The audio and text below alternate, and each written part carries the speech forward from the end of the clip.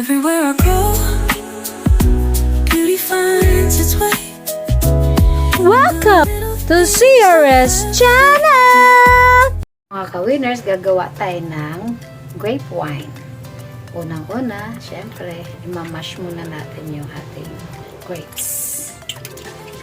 Gamitan natin ito mga ka-winners. Kasi medyo madami yung grapes ko eh. Mahirap pag kinamay ng host. Ang hirap. Sa almirez to eh. Tapos, pag medyo durog na siya, saan natin kakamayin? Okay lang kung konti lang. Ay, madami to.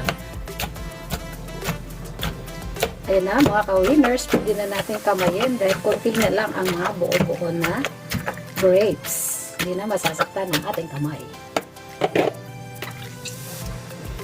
Malambot na siya.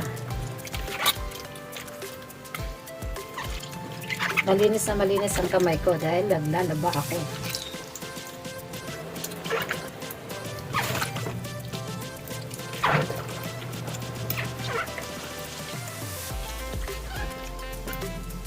First, wala na tayong nakikita ang buo-buo. Wala na. Kaya, lagyan na natin siya ng ating mineral water. Punuin natin to. Dapat 2 liters sa 2 kilo mga ka-winners para concentrated. Magiging 3 liters kasi yun dahil sa ating grapes, sa juice ng ating grapes. Lipat natin ang lagayan para magkasya ang 2 liters na water. Tapos lagyan natin ng kalahating kilong asukal at ginger.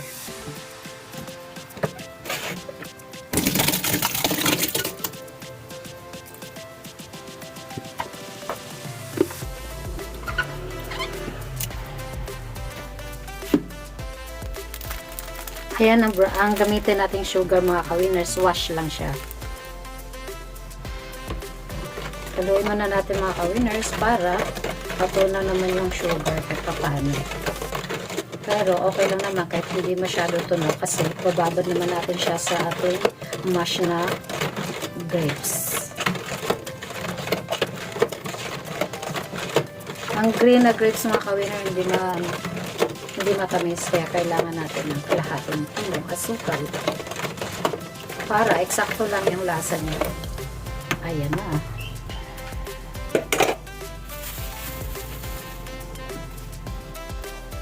Lagyan na natin ng ginger mga ka-winners. Lagyan na natin. Ito na lang, diretso na lang natin. At ilipat na natin ang ating yan na.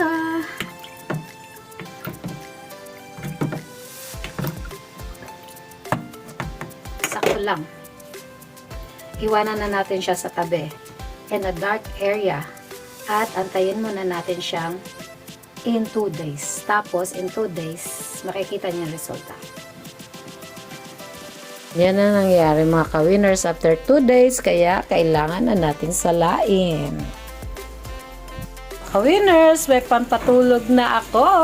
Yeah! Ang sarap ng grape wine ko. Hindi masyado matamis. Kasi, controlled ko yung sugar. Unlike sa mga nabibili. Ang dami kong nabuo na ganito mga ka-winners. Homemade grape wine. O na yan mga ka-winners, kagabi. Ang sarap. Kaya, ang sarap na naman ng tulog ko.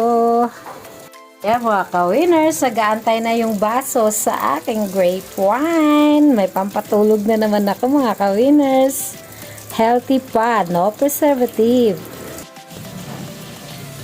Diba? Ang sarap nito mga ka-winners. Sa tikma ko na eksakto lang yung tamis niya. Kasi ang nakuha kong grapes ay green grapes, pero may halo siyang mga violet konti.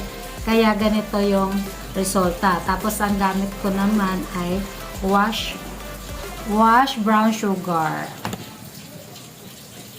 Ang aking meow, istorbo. Nagbi-video ako.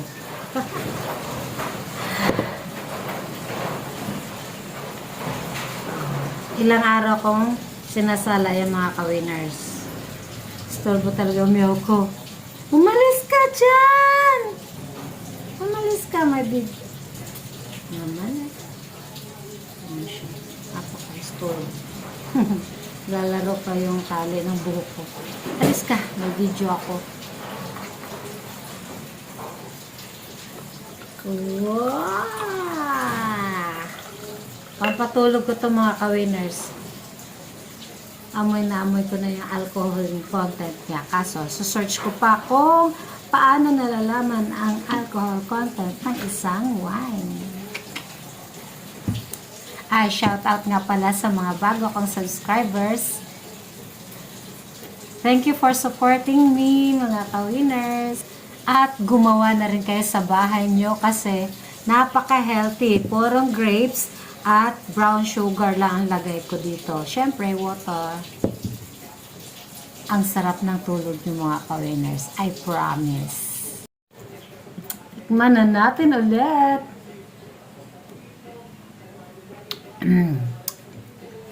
Masarap siya, mga ka-winners, lalo pag may yelo. Wala ako yelo. Wala akong yelo. Yung nilagay ko sa ref ay naubos na namin kagabi.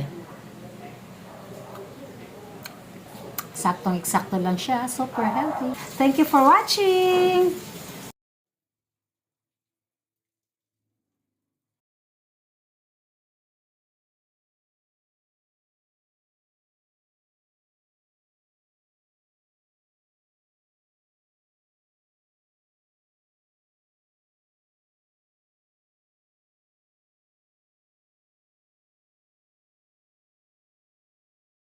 God bless us all!